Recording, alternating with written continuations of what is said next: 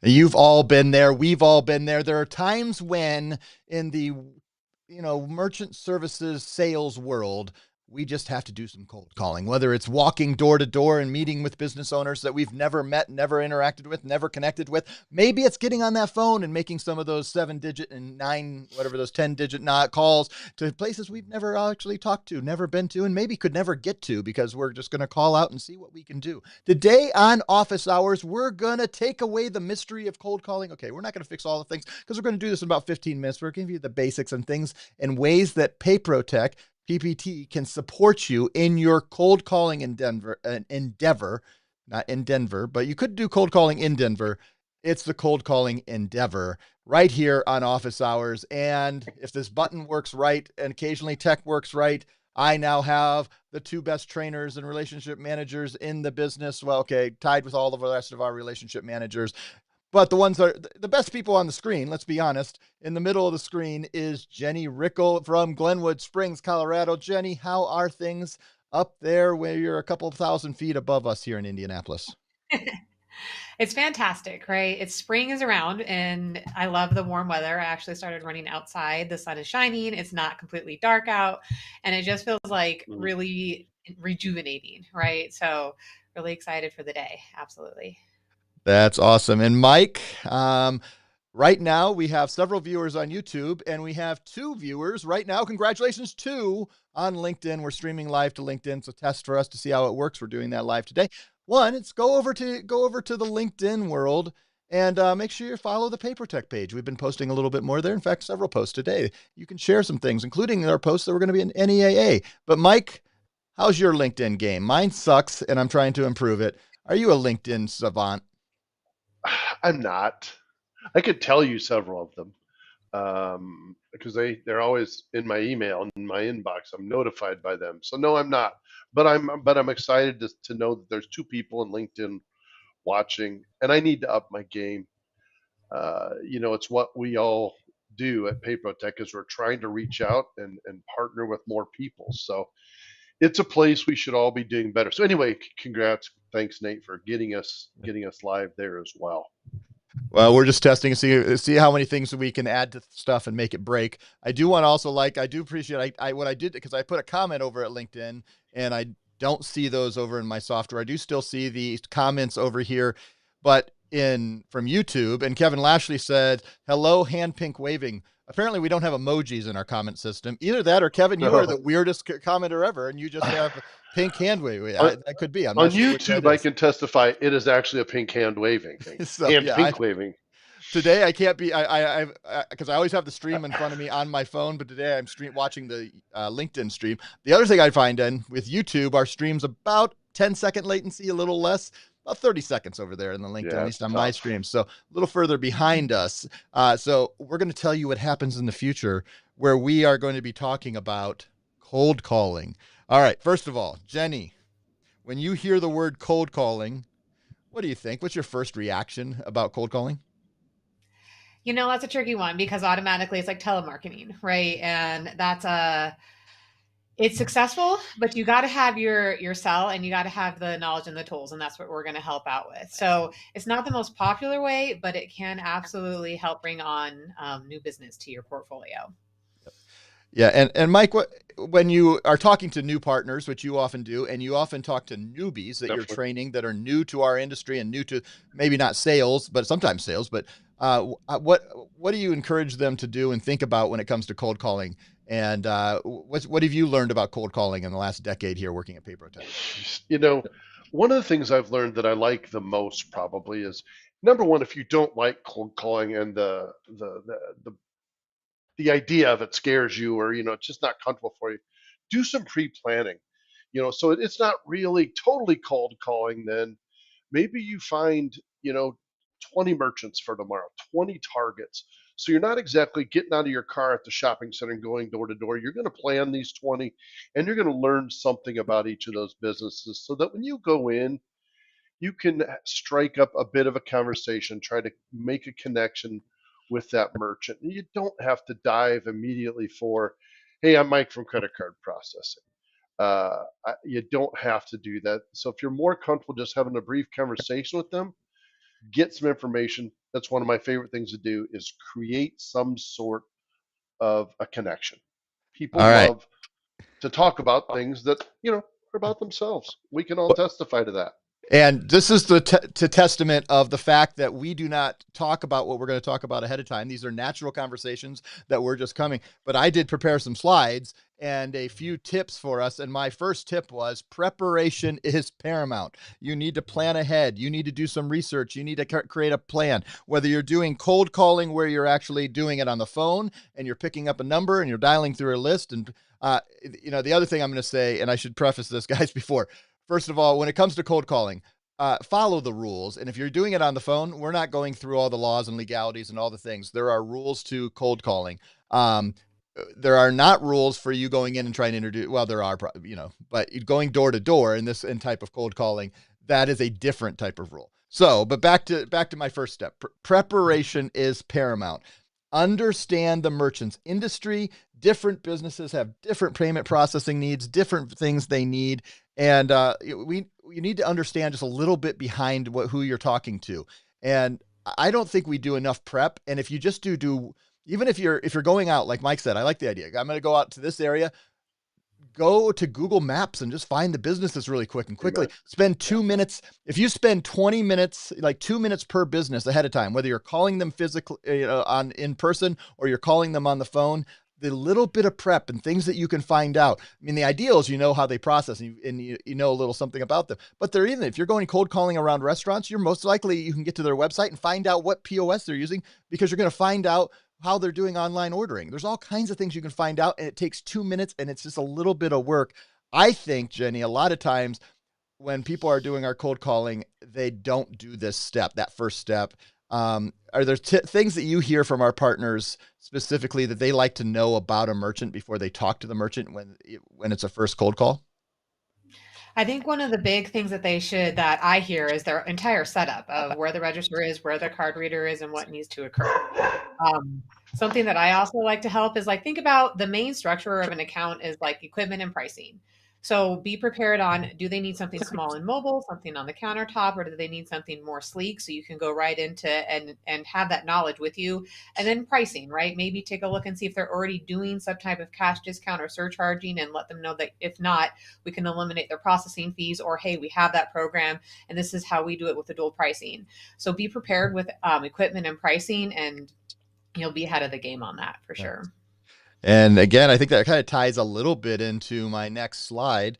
It says, know your value proposition, know what you're offering, know what you're adding. And so the little bit of research you can do about the merchant, and don't turn it into stalking. I know some of us may have the personality where maybe we're hovering around the door for 15 minutes before we walk in. Don't get to the place where the police are going to be called. That's just tip number one that I wasn't putting on a slide. That just saying, don't get the police called. Number two, just know what you're offering. And if they already are doing some type of cash discount, but you can tell they're using a type of hardware or a software that you believe you can do something better, and a little bit of research goes a long way. If you walk in the door and you're already seeing dual pricing and you see two prices on everything, that proposition is going to be different in the value proposition than when you walk into the door and you don't see that. And don't always know your value propositions, not just your proposition. I think I put on the slide just one, but it's a plural thing. There's several things that you can offer when you're doing that research. Mike, I'm going to come back to you on this. When our partners are having that first contact and that first interaction with a merchant, I think one of our struggles, we have other videos on this where we talk about questions they can ask, but I think often they lead with how they can save money instead of some other question. And I think sometimes they lose the game already because people think it's too good to be true right off. What are some of the questions and value props that you hear our partners are doing that are other than, hey, I can save you some money? One of them is one question that opens up a conversation, hopefully, is, do you like the equipment you're using now? Do you have a sales representative that visits with you periodically? Just open up some of those conversations and see where they go. You may find that they love their equipment. They've got a great sales rep. They're passing on their fees. And so, sorry, am I cutting you off, Nate? That's kind of making a noise in my ear, but. Oh, that's not for me. Sorry. I don't know. I don't hear anything. All right. And so you may open up a conversation. You know what? That's great. I'm glad you're happy. Gosh, if you ever have anything you run into, I'd be glad to help you. Otherwise, maybe I'll stop by and say hello again in 6 months. Just as you open up those questions, those open-ended questions, is what do you like about it? What do you not like about it? Any of those things will open up a little bit of a conversation. Yeah, and I think one of the things when it comes to preparation being extremely important is that part of that preparation and that time and that investing in yourself that you can do as becoming because some of you are skilled cold callers, and those who are watching, it just comes naturally to you. I am not a natural cold caller. I get nervous, clammy, and one of the things I do when I do cold calling in multiple types that I do in my life is I think about scripting with flexibility. A lot of times we think about this as a call on a phone because you can get on a phone and you can read from a script and you don't have to like actually memorize it. But I think scripting is just as important when you're going out in public, you're going door to door, Hmm. you're hitting on new and writing down and however you learn. One of the ways that are great for me to learn is I speak it out, and now I have a wonderful way to have dictation because I can then turn that immediately into text that I then reread several times. And then those phrases, I'm not memorizing it, it's with flexibility, but I'm thinking through the pitch, thinking through how I'm going to talk about it. And I'll say this, it's not how I do the content here at Papertech sometimes. Do as I say, not as I do, because I don't even shit. Now, I will say this. I did research today before we do this, and I actually have printed it out on pieces of paper, which is insane. And I voiced this over. I didn't share it with Mike and Jenny because I'm not that nice. But the fact is, you've got to do a little bit of practice. You've got to do a little scripting. You've got to think through all your points, and so it comes part of a memory muscle memory. Muscle memory is what I was thinking with your voice and your words and your things you're going to say. Jenny, I am going to say, have you heard of any of our partners doing scripting for their cold calls and what they're doing to be able to think through their pitches and think through how they're putting proposals together? I've heard of people doing it, and then I've also had people use some of our verbiage. We have a lot of on mypapertech.com that you can utilize as well. And then they also just kind of break it apart. Like Nate was saying, you can memorize it and then break it into different sections. Like, this is what we have for equipment, and then hit those points. This is what we have for pricing, hit those points. What are you looking for? Hit the points, right? So definitely have a script and have a plan. Don't just go in there and winging it, because then sometimes you just get a little bit lost. When you're knowledgeable and you have a plan and you're intentional, you'll be really successful. I like if you have a plan, you will actually, and especially as you do it time over time. Some people are not the first time. One of our best cold callers, and one I want to, if he happens to watch this, I know he recently went through an accident, and thank goodness he's helping. Alex Martinez, I've happened to be able the opportunity to listen to several of his recorded calls because we've helped him do some lead generation, and he is the best cold caller I've ever heard. But I can't copy how he does it. He just has a natural skill. But the more I practice, the more I work together, I can learn how my process is going to work and how I'm going to do it. And one of the things that we have to do is think through how we're going to open up strong in this conversation, making sure that we are starting from the very beginning. And that's part of the question we asked. But really, it's even more, I think, this. Let's see if I can go. I'm just going to add the next slide. It's a focus on benefits, not just features. And Mike and Jenny, I defined this, and this is not original to me. This is off several little bit of research I did last night. Benefits, we often focus on features, and a feature for us, I can save you money is a feature. I can give you online menu ordering. That's a feature. I can give you a online store through WooCommerce. That's a feature. But often the best salespeople and the best cold callers focus on the benefits. What does that get you? I can give you an extra 2 days of your life back so you can take a vacation next year. I can give you an opportunity to get 10% more sales because they're going to use a kiosk and they order more because of it. What are the benefits, not just the features of what you're putting together? Mike, have you ever heard that? And two, how would you go about identifying our benefits and features? Isn't it great how I put all of our people on the spot? Mike, I think you're on mute. I am. I had a dog issue for a moment. Yep. I think I love being put on the spot. By the way, it's fun. We show up every week too. We're not afraid.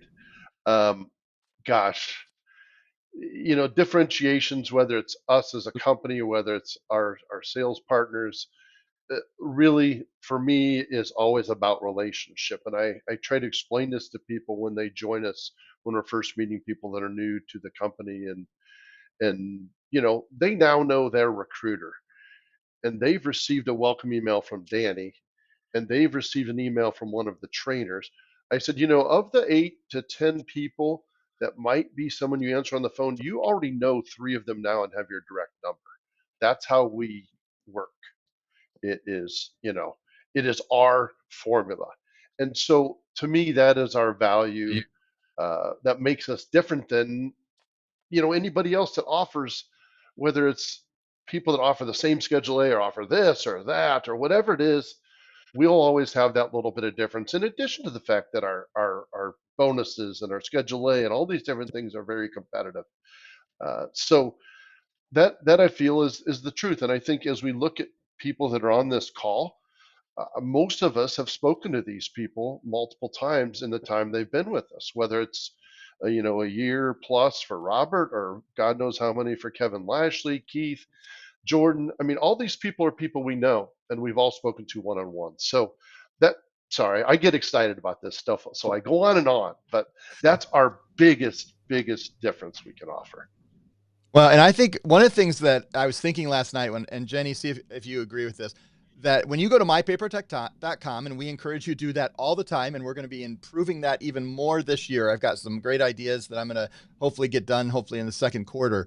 But, and I am self-serving that I think they're great ideas. But one of the things I focus on, mypapertech.com tends to focus on features, and you can go learn a lot of features and not as much on benefits. And that's something I want to work on this year.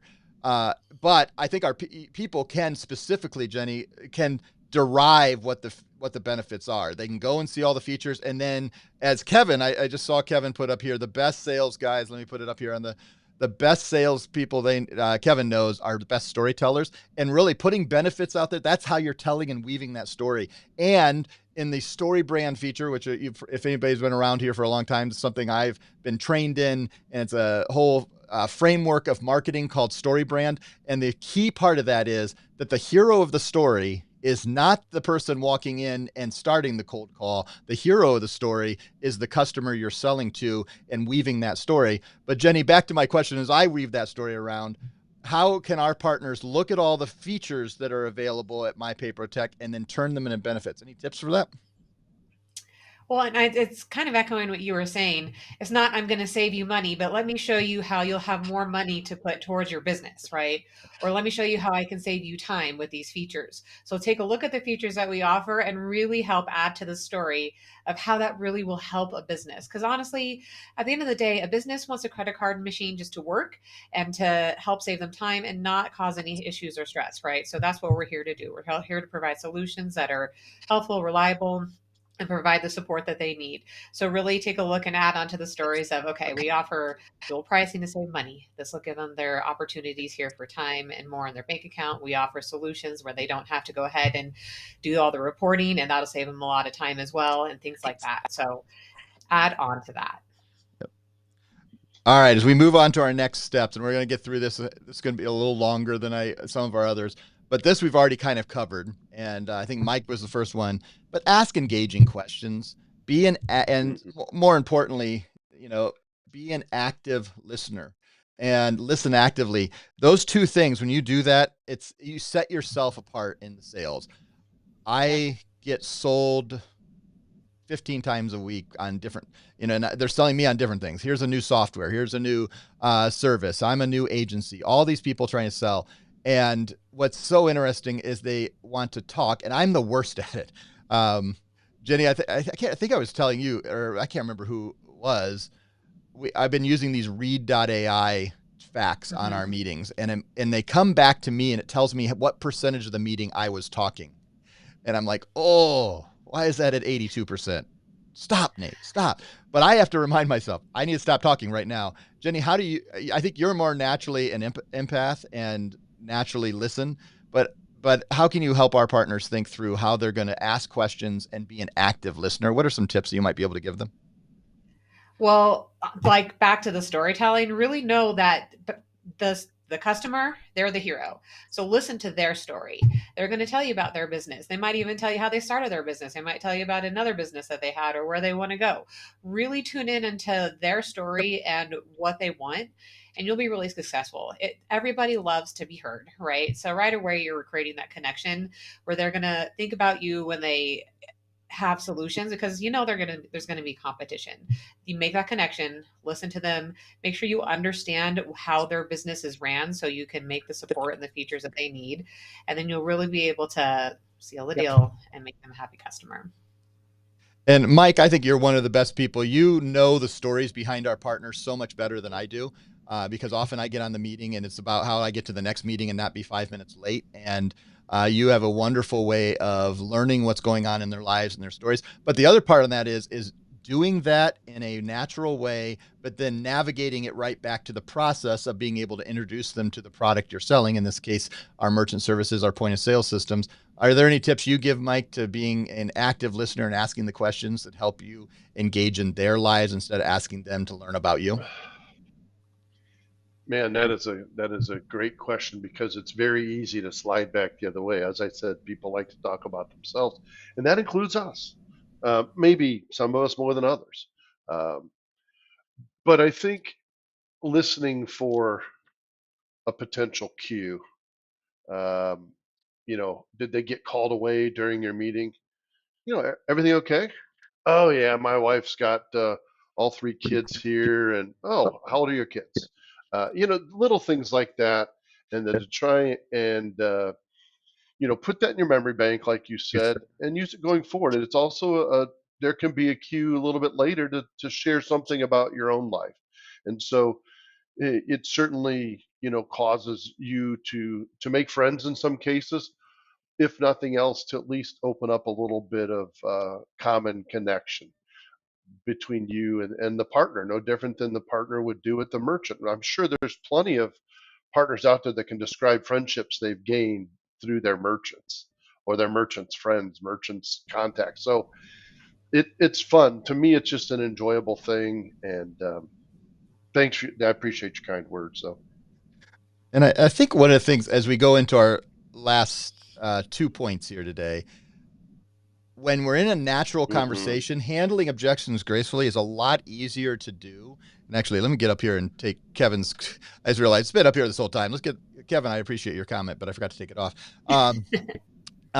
But back to my single shot. One of the things I think that is hard to do is when you're having a conversation and treating people as people. I saw Mike mention Brian Linke and be a person, be a human, treat people like you're, and when you're doing that, you're going to naturally, when they come up, you're going to not peacock quite as much. I've watched this recently. I had a wonderful opportunity to be at a trade show this last week, watching some of our sales partners do their incredible job and sell, and then overcome that first objection when it comes, in this case, they were selling a surcharging product. And when they were saying, my merchants will never do that, or my customers, not my merchants, my customers will never do that. They'll never, watching them overcome that through the conversation, through what they've learned with them, and not just simply do what my natural is sometimes to say, oh, yes, they will. We set up, $22,000 a month of doing this. So come on, we can do the peacocking stand up. Hey, I'm just going to, and being able to engage that graciously. Jenny, you and Mike, you guys are really good at this, because you not only in the sales part, because this also applies to customer service, which is a lot of what you guys do a lot of times on the relationship side of our job when they call in stress. But how do you handle things graciously, Jenny? How do you diffuse situations? And when they disagree with something you're saying, specifically, a lot of times it's like, hey, I can, let's go dual pricing, let's go edge pricing, whatever, how you're phrasing that. That's the one I think of the most. But how do you make sure that you're doing that in a gracious way, but also making sure that they understand that, hey, we do have a pretty good, we're subject matter experts here and we know what we're talking about. How do you blend those two? First step is I try not to argue. Just in general, I tend to be a little argumentative. So I really do try to listen to their point and hear it, to whatever they're saying, right? And then I am an explanation of where we're coming from. And again, back to the knowledge, like, this is how, this is why it's going to work for you. So, but don't tell them that they're wrong or anything like that. Or, you got to steer clear from a conflict and try to flow, right? Okay, this is your concerns. Let them voice their opinion, hear it, but then also turn it around back to, okay, this is what we got. This is what we have to offer. And that way the conversation moves in a happier way, in a positive way, and then going down south into a negative way. It's so much about attitude, and there's so many more things that we could add into this, but this is just so about when we're doing cold calling. It's so much about perspective, and part of this is how we handle objections is done through preparation and being ready to do it ahead of time so that we can handle it and not do it in an argumentative way, as you say, which is my natural way to do that. Our last thing, or at least a step, this is not the exhaustive, this was not the masterclass in cold calling. This was how we can come alongside you and help, but really it's aim for the next step. And I was watching this. I'll give our team, I love that in our world now and how we do underwriting, that if you're going in with somebody who has a high credit score and a low risk merchant, you could actually get them signed up at their merchant and have them approved before you walk out. It is a real thing. Now, sometimes don't set that expectation. Set the expectation that it takes 24 hours sometimes, because, you know, if they put in their wrong address or a phone number that doesn't tie to their identity in the interwebs, or they use a bank that actually only has one branch and 4 customers, which, you know, I don't know how it's a bank, but we've seen it. It happens. There are things that do that. But most of our merchants are approved in the first 10 minutes and done in that auto approval. And that also means that we have partners that are literally doing cold calling and setting up a terminal and walking back in and saying, hey, here's your terminal, because they've pre-bought them. There's several things that can do. But when you're putting this whole process together and you're doing cold calling, do it to the next step. Now, if you're selling point of sale, that next step should be demo, especially in the restaurant world, but even in the retail world. But if you're selling terminal or invoicing software, recurring billing, or a bunch of other things, you can get that up and going really quick. I think we are in a special time in merchant services. When I started 10 years ago, everything was days, and now we're talking about minutes and hours. That's a pretty good thing, Mike, I think. It is. I was just thinking the same thing, and I remember how many truckloads and how many file cabinets we cleaned out of our office not long after that 10 years when you started downtown when we were there. And just, I mean, we literally saved every paper application that we got, and it was what we had to do. And now, thankfully, we're beyond that. But just, you're right, it's not long ago. And same thing with, you know, eight years ago now, I think we started doing cash discount. And look at the mindset of the consumer now, 8 years later. So that's working in our favor as well. It is. We're at a good time. And so we've been just covering just a little bit of cold calling today. Ideas of, the biggest thing is we're here to help, and we have trainers and relationship managers that have expertise. And not only do the beauty of our system is some of us have firsthand expertise in a lot of things, including some cold calling, but we also are having conversations with over a course of a year with hundreds and hundreds of partners, and we're learning from them, and we're bringing all that together to bring you the best expertise to try to help you think through all this. And really, cold calling, whether in person or on the phone, I believe in every successful payments entrepreneur, paymentpreneur business, it is a part of it, and it's something we have to bring to it. And if you are a paymentpreneur and you're building your new business and putting it together, cold calling not only should be a foundational, but it's something that's regular. It's going to be honed. You're going to get better at it, and it's a great thing. Jenny, I'm coming to you in just a minute, so you're going to get the last word today. So get prepped. But I have a couple updates. Number one, don't forget, the race is on. We're 72 days away from May 10th when this bonus structure ends, to where you can get $600 up front and 14x multiplier on every EPX account. Are you selling a Genico? Yes, great. Already done it. Are you selling a Valor? Perfect. 14x, $600, 10,000 cap. All of this is going on. You're selling a Deja Vu. You're selling a Quick. Anything. When you put it on a bonus ID, that is happening through the 10th of May. And you need to start submitting. And we've seen an uptick of submissions. We're excited about that. But I'm going to tell you this, that this is a trial period. And it can expand beyond May 10th.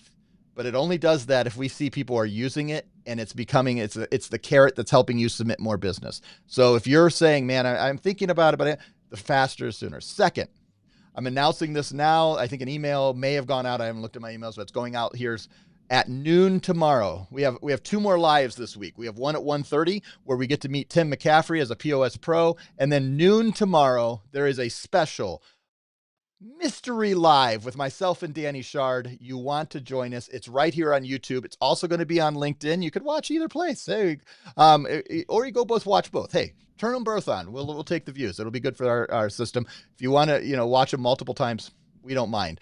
But we have a special announcement at noon Eastern time tomorrow. That's 9 Pacific, 10 Central. Excuse me, 10 Mountain, 11 Central. It's time zones. Noon Eastern, noon my time. That's all that matters. Come on.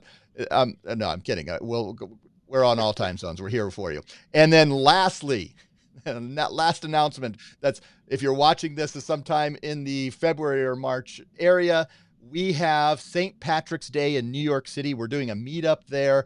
Email me or go to event.papertech.com and you can fill out a quick form and say, I'd like to meet up. We're going to be finalizing that meetup here in the next couple days, probably Monday or Tuesday. I found a place. I know about generally how many people are going to come. And then we're heading down to NEAA in Atlantic City, where we're booth number 16. And we have 2 seats, I think, left on our bus if you want to ride our bus down to Atlantic City. Make sure, and maybe some will drop out. We'll see. But it's going to be a fun from the 16th, 17th, all the way to the 20th. And then we've got some basketball happening. I'm wearing my Michigan. Let's see if we can get our team together and win some games. All right. That's enough announcements. That's enough things that hopefully you got all that. And Mrs. Jenny Rickle, I know you were in Nashville last week. I haven't even asked you how that was. Should have done that. Amazing. But Jenny, it's good to have you back. Tell us your last word. You guys, I'm excited. Nate, after everything you just said, please, please, please come hang out with us if you can. If you're in the area, we're going to have so much fun. And there's a lot going on, right? It's spring. New seasons are coming. Come hang out with us and get excited. So these cold calls, if you haven't ever tried that before, think about it. It's a great way to sell our processing and our services. And come see us, come hang out in New York. I love it. On behalf of Mike Stetzel, that way, and Jenny Rickle, I am Nate Manahan. Thank you guys very much. We'll see you next time in office hours. Bye, everybody. See ya.